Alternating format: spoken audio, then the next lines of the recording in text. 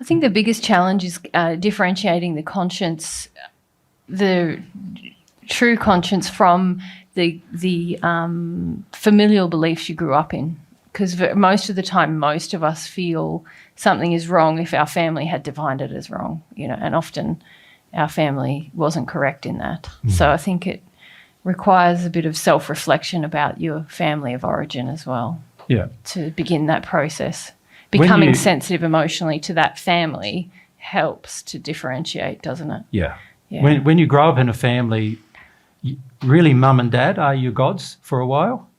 That's how it sort of turns, unless they've educated you that there is a God above them and that they are subjects of God, if you like, creations of God, then you will grow up believing that your mum and dad are really the arbiter, the controller of your life.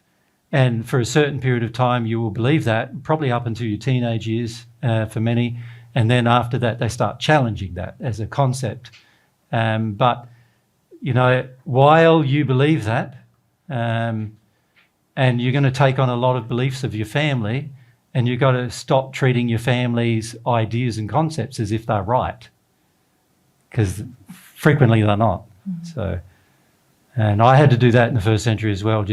I realised at quite a young age for me that my family was way out of line when it comes to God's ideas of what a family should be. Yeah.